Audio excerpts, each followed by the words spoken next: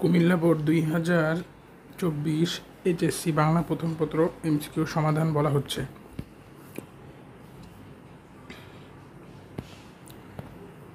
Number 1, আমি কিংবদন্তির কথা বলছি। কবিতায় সূর্যকে হৃৎপিণ্ড ধরে রাখা বলতে হৃদয়ে সূর্যের কি ধারণ করা বোঝানো হয়েছে? শক্তি। খেলোয়াড় চলে গেছে, খেলবে কার সাথে? লালসাল উপন্যাসে উক্তিটি খেলোয়াড়কে উক্তিটিতে খেলোয়াড় হলো তাহের কাদেরের বাপ।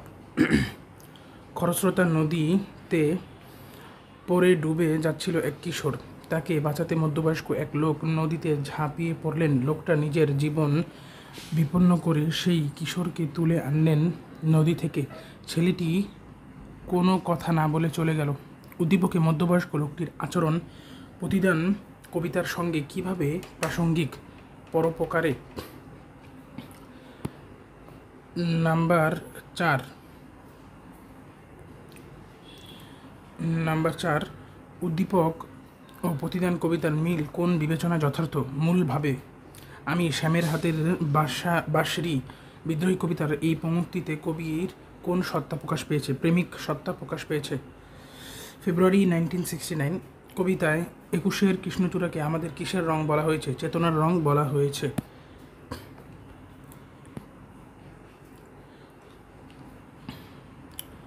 নাম্বার 7, অপরিচিতা গল্পে কল্যাণী মাতৃ আজ্ঞা বলতে কি বুঝিয়েছে? দেশ সেবায় আত্মনিয়োগ। বিলাসী নামকরণের পিছনে নিচের কোন বিষয়টি প্রাধান্য পেয়েছে? কেন্দ্রীয় চরিত্র। 18 বছর বয়স বাঁচে, শূন্যস্থানে কি হবে? দুর্যোগে আর ঝড়ে। সোনার তরী কবিতায় সোনার ধান বলতে কি বোঝানো হয়েছে? সৃষ্টি, সম্ভার। মাসিপিসি গল্পে আল্লাদির বাপ কি রোগে মারা যায়? কলেরা। আমি কিংবদন্তির কথা বলছি কবিতায় ভালোবাসা দিলে কে মরে যায়? মা মরে যায়। নিচের উদ্দীপকটি পড়ো। 13-14 নাম্বার প্রশ্নের উত্তর দাও। মোরা একটি ফুলকে বাঁচাবো বলে যুদ্ধ করি, মোরা একটি মুখের হাসির জন্য অস্ত্র ধরি। উদ্দীপকের মোরা রেনকোট গল্পের কোন চরিত্রগুলোকে মনে করিয়ে দেয়? মিন্টু ও নুরুল হুদাকে মনে করিয়ে দেয়।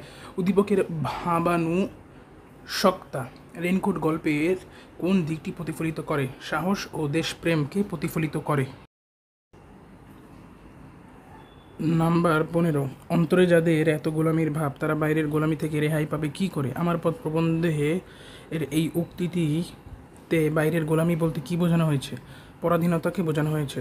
নাম্বার 16, নিচের উদ্দীপকটি পড়ো। 16-17 নম্বর প্রশ্নের উত্তর দাও। মঞ্জুলি মোর ওই তো কচি মেয়ে, ওর ওই সঙ্গে বিয়ে দেবে, বয়সে ওর চেয়ে 5 গুণে সে বড়। উদ্দীপকের মূলভাব নিচের কোন চরণের সঙ্গে বেশি সঙ্গতিপূর্ণ? কারণ কি ভাবলাম তানি বুঝি দোলার ভাব। উদ্দীপক ও লালসাল উপন্যাসের উক্ত সাদৃশ্য সমাজ বাস্তবতার যে দিকটি প্রকাশ করে? পুরুষতান্ত্রিক সমাজ ব্যবস্থা ও কুসংস্কার ও গোঁড়ামি। নাম্বার 18, অপরিচিত গল্পে কল্যাণীর বিয়ে না করার সিদ্ধান্তের কারণ কি ছিল? আত্মমর্যাদা। নাম্বার 19, ফেব্রুয়ারি 1969 কবিতা নক্ষত্রের মতো কি ঝরে? অবিনাশী বর্ণমালা ঝরে। নিচের উদ্দীপকটি পড়ো। 20 ও 21 নম্বর প্রশ্নের উত্তর দাও। ভুলেতে পারি না তারে ভোলা যায় না, বারে বারে মনে পড়ে কেন জানি না। উদ্দীপকের তাহারই পরিমাণে কবিতার নিচের কোনটির সাথে সদস্যপূর্ণ? মাঘের সন্ন্যাসী। উদ্দীপক ও তাহারই পরিমাণে কবিতায় উভয় ক্ষেত্রে প্রকাশিত হয়েছে স্মৃতিকাতরতা, হারানোর বেদনা। নাম্বার 22, মানব কল্যাণ প্রবন্ধের উপরে হাত মানে দাতা। অপরিচিত গল্পে সমনা সেনের পেশা চিকিৎসা।